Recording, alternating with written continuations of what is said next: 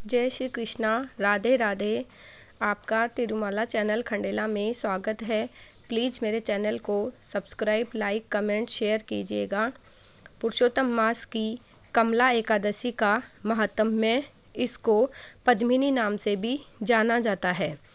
युधिष्ठिर ने पूछा, भगवान, अब मैं श्री विष्णु के व्रतों में उत्तम व्रत का, जो सब पापों को हर लेने वाला तथा व्रती मनुष्य को मनवांछित फल देने वाला हो, श्रवण करना चाहता हूँ। जनार्दन, पुरुषोत्तम मास की एकादशी की कथा कहिए। उसका क्या फल है और उसमें किस देवता का पूजन किया जाता है?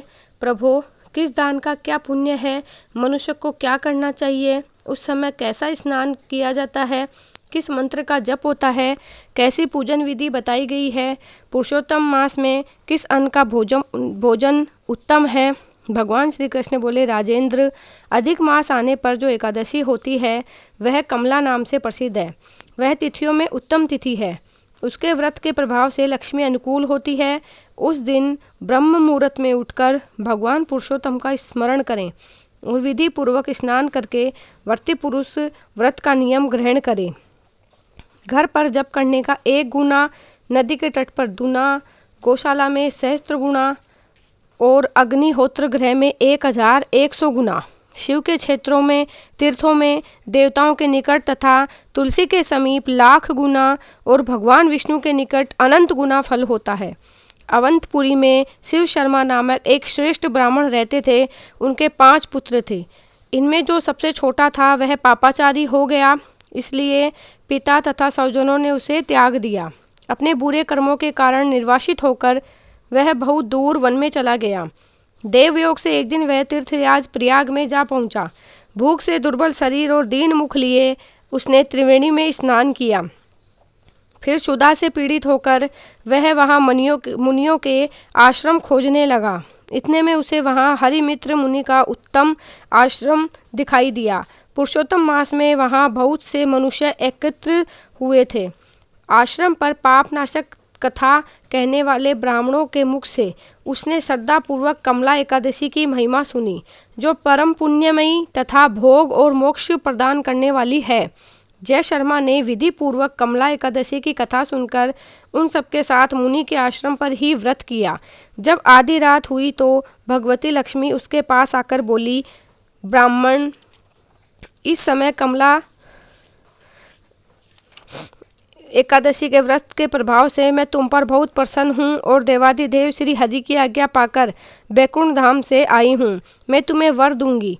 ब्राह्मण बोला, माता लक्ष्मी, यदि आप मुझ पर प्रसन्न हैं तो यह व्रत बताइए, जिसकी कथा वार्ता में साधु ब्राह्मण सदा संलग्न रहते हैं। लक्ष्मी ने कहा, ब्राह्मण, एकादशी व्रत का महात्म्य श्रोताओं के सुनने योग्य सर्वोत्तम विषय है। यह पवित्र वस्तुओं में सबसे उत्तम है।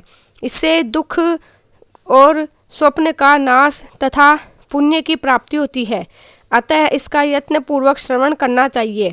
उत्तम पुरुष श्रद्धा से युक्त हो, एक या आधे श्लोक का पाठ करने से भी करोड़ों महापातकों से तत्काल मुक्त हो जाता है। जैसे मासों में पुरुषोत्तम मास, पक्षियों में गरुड़ तथा नदियों में गंगा श्रेष्ठ है, उसी प्रकार तिथियों में द्वादशी तिथि उत्तम है। समस्त देवता आज भी भारतवर्ष में जन्म लेने की इच्छा रखते हैं। देवगण सदा ही रोग शोक से रहित भगवान नारायण का पूजन करते हैं। जो लोग मेरे प्रभु भगवान नारायण के नाम का भक्तिपूर्वक जप करते हैं, उनकी ब्रह्मा आदि देवता सर्वदा पूजा करते हैं। जो लोग श्री हरि के नाम जप में संलग्न हैं, उनकी लीला कथाओं के कीर्तन में पर हैं तथा निरंतर श्री हरि की पूजा में ही प्रवृत्त रहते हैं, वे मनुष्य कलयुग में कृतार्थ हैं। यदि दिन में एकादशी और द्वादशी हो तथा रात्रि बीतते बीतते त्रयोदशी आ जाए तो उस त्रयोदशी के पारण में 100 यज्ञों का फल प्राप्त होता है। व्रत करने वाला पुरुष चक्र सुदर्शनधारी देवादिदेव श्री विष्णु के समक्ष निम्नांकित मंत्र का उच्चारण करके भक्ति भाव से संतुष्ट चित्त होकर उपवास करे। कमल नयनन भगवान अच्युत में एकादशी को निराहार रहकर दूसरे दिन भोजन करूंगा, आप मुझे शरण दें।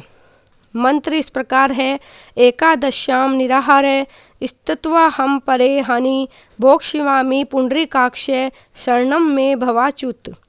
तत्पश्चात व्रत करने वाला मनुष्य मन और इंद्रियों को वश में करके गीत, वाद्य, नृत्य और पुराण पाठ आदि के द्वारा रात्रि में भगवान के समक्ष जागरण करे। फिर द्वादशी के दिन उठकर स्नान पश्चात जितेंद्रिय भाव से विधि पूर्वक श्री विष्णु की पूजा करें। एकादशी को पंचामृत से जनार्दन को नहलाकर द्वादशी को केवल दूध में स्नान कराने से श्री हरु का साजुल्य प्राप्त होता है। पूजा करके भगवान से इस प्रकार प्रार्थना करें। अज्ञान तिमिरांधस्य व्रतेनानेन केशव प्रसिद्ध सुमुखो भूत्वा ज्ञान दृष्टि प्रदो भवै। केशव, मैं अज्ञान रूपी रतौंधी से अंधा हो गया हूँ। आप इस व्रत से प्रसन्न हो और प्रसन्न होकर मुझे ज्ञान दृष्टि प्रदान करें। इस प्रकार देवताओं के स्वामी देवादिदेव भगवान गदाधर से निवेदन करके भक्ति पूर्वक ब्राह्मणों को भोजन कराएं तथा उन्हें दक्षिणा दें। उसके बाद भगवान नारायण के शरणागत होकर बलि वेशदेव की विधि से पंच महायज्ञों का अनुष्ठान करके स्वयं मौन हो अपने बंधु बांधवों के साथ भोजन करें। इस प्रकार जो शुद्ध भाव से पुण्य में एकादशी का व्रत करता है वह पुनरावृत्ति से रहित वैकुंठ धाम को प्राप्त होता है। भगवान श्री कृष्ण कहते हैं, राजन, ऐसा कहकर लक्ष्मी देवी उस ब्राह्मण को वरदान दे अंतर ध्यान हो गई। फिर वह ब्राह्मण भी धनी होकर पिता के घर पर आ गया।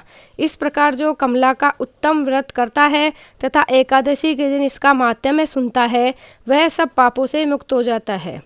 बोलो कृष्ण भगवान की जय। जय श्री कृष्णा। इस कहानी को सुनने के बाद आरती करनी चाहिए।